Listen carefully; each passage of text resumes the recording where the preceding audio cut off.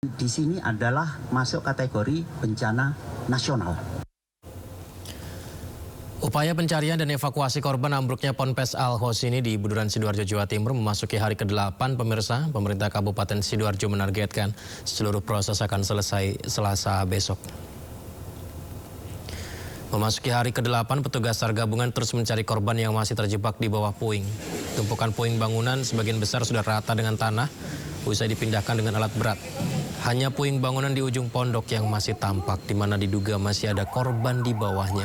PMK Sidoarjo menargetkan upaya evakuasi selesai besok, hari Selasa, meskipun diharapkan prosesnya selesai diupayakan hari ini.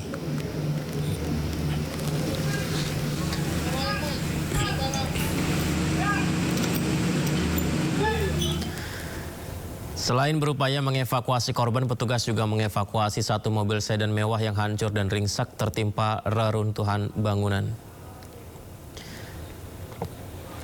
Inilah dia pemirsa, bongkahan besi yang sebenarnya adalah sebuah mobil sedan mewah ditemukan dalam kondisi hancur tak bersisa.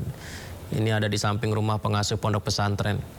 Proses evakuasi dilakukan petugas gabungan dengan alat berat eskavator. Jadi ini adalah mobil mewah yang juga menjadi terdampak dari ambruknya musola karena diparkir di samping rumah pengasuh pondok pesantren.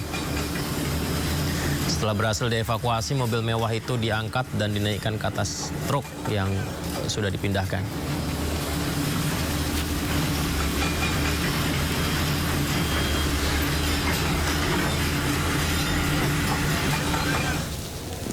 Pemirsa, jenazah dua santri korban ambruknya bangunan pondok pesantren di Sidoarjo tiba di kampung halamannya di Bangkalan, Jawa Timur.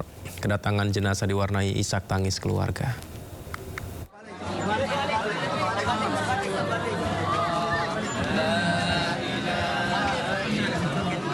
Suasana duka mewarnai kedatangan jenazah santri Ahmad Rijalul Haq di Desa Alang-Alang, Kecamatan Tragah, Kabupaten Bangkalan, Minggu malam.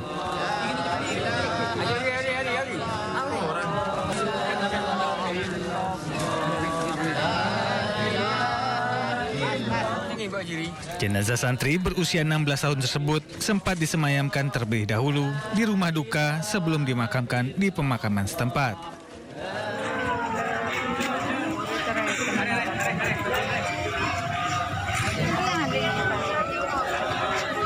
Isak tangis keluarga juga pecah saat diizinkan melihat jenazah Nuruddin, korban Ponpes ambruk di Sidoarjo untuk terakhir kalinya sesaat setelah tiba di kampung halamannya di Desa Karanggayam, Kecamatan Belega, Bangkalan. Almarhum Nuruddin kemudian disolatkan pihak keluarga bersama warga. Usai disolatkan diiringi lantunan tahlil, almarhum diantarkan ke pemakaman setempat untuk dimakamkan. Dari data sementara, BPBD Bangkalan sudah ada 3 jenazah santri korban ambruknya Ponpes Al-Hosini yang dipulangkan ke Bangkalan. Dari Bangkalan, Jawa Timur, Taufik Syahrawi, iNews melaporkan. Derai air mata mengantarkan pemakaman jenazah Firman Nur, salah seorang santri Ponpes Al-Hosini Sidoarjo, Jawa Timur. Menurut keluarga, almarhum sempat ditarik hendak diselamatkan temannya, tapi ia memilih bertahan untuk membantu teman-temannya.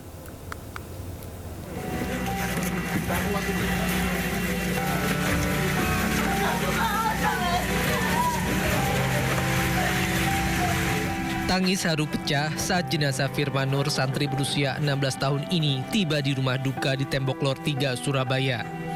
Firman Nur menjadi satu dari 3 korban yang berhasil diidentifikasi tim DVI pada Sabtu malam. Jenazah korban ambruknya musola Ponpes Al-Hosini ini pun langsung dimakamkan di pemakaman umum Jalan Tembok, Surabaya. Sebelum menghembuskan nafas terakhir, Firman sempat berpesan kepada ibunya agar tak perlu mengkhawatirkan dirinya. Bagi keluarga dan tetangga, Firman dikenal sebagai sosok penurut dan ceria. Menurut paman korban, saat kejadian Firman tengah sholat bersama ke-6 temannya. Saat bangunan ambruk, Firman sempat ditarik temannya agar keluar dari reruntuhan. Namun ia memilih bertahan untuk membantu teman-temannya yang lain yang masih terjebak. pas kejadian ada namanya itu temannya yang di pasar tembok juga itu luka kepalanya. Nah itu sempat menarik, diajak keluar. Cuman firmannya itu nggak mau. Makanya dia itu temannya berjejer, makanya selamat, temannya selamat, firmannya nggak selamat. Tragedi Ponpes Al-Khos ini telah menyisakan luka mendalam bagi keluarga para korban termasuk keluarga Firman Nur. Para tetangga pun terus berdatangan untuk menyampaikan bela sungkawa dan dukungan moral. Dari Surabaya, Jawa Timur, Sony Hermawan, iNews melaporkan. Ya, pemirsa, peristiwa ambruknya bangunan musola di Pondok Pesantren Al-Khos ini di Buduran, Sidoarjo, Jawa Timur mengagetkan kita semua. Upaya evakuasi terlihat dari saluran CCTV di lokasi dari hari ke hari. Ini adalah hari pertama pada saat peristiwa tersebut terjadi dan membuat semua orang panik di lokasi musola Pondok Pesantren Al-Khos ini. Tepatnya Senin 29 September 2025, peristiwa terjadi pukul 14.40 waktu Indonesia Barat. Kita bisa lihat ya pemirsa, bangunan-bangunan ambruk hancur menutupi seluruh bangunan musola di pondok pesantren tersebut. Ini terjadi di hari pertama peristiwa ambruknya musola Pondok Pesantren Al-Khos ini. Dan tidak banyak aktivitas yang bisa dilakukan di hari pertama. Saat itu tim SAR gabungan bergegas hadir dan berupaya melakukan penyelamatan ke korban yang terjebak reruntuhan. Mobil-mobil ambulan juga sudah dikerahkan, namun pembongkaran bangunan tak bisa dilakukan langsung, khawatir terjadi ambruknya bangunan susulan. Diperkirakan ada 167 santri saat itu turut menjadi korban. Dan berikutnya pemirsa, perkembangan evakuasi diupdate melalui CCTV yang diupload di akun YouTube pemerintah Kabupaten Sidoarjo, dan ini adalah CCTV 4 titik tanggal 2 Oktober 2025. Anda bisa saksikan sisi sebelah kiri atas ini satu tembok besar ambruk dan belum bisa dipindahkan pada tanggal 2 Oktober lalu. Sejumlah korban juga dikabarkan terjebak reruntuhan bangunan. Jadi di balik bangunan tembok besar yang rubuh ini ada beberapa korban yang terjebak reruntuhan. Kemudian gambar sisi kanan atas, petugas langsung membangun posko darurat Basarnas. Sisi bawahnya CCTV lingkungan pondok yang disterilkan dari kunjungan untuk mempermudah upaya evakuasi. Ya, progres evakuasi dan pengangkatan dari bahan-bahan bangunan yang ambruk pemirsa juga diperlihatkan melalui CCTV. Ini sudah mulai digunakan alat berat. Petugas menurunkan alat berat mulai tanggal 2 Oktober 2025 dan yang Anda saksikan ini pemirsa, alat berat dikerahkan setelah melewati golden time 3 hari pasca evakuasi. Alat berat berupaya mengangkat tembok kayu dinding yang runtuh.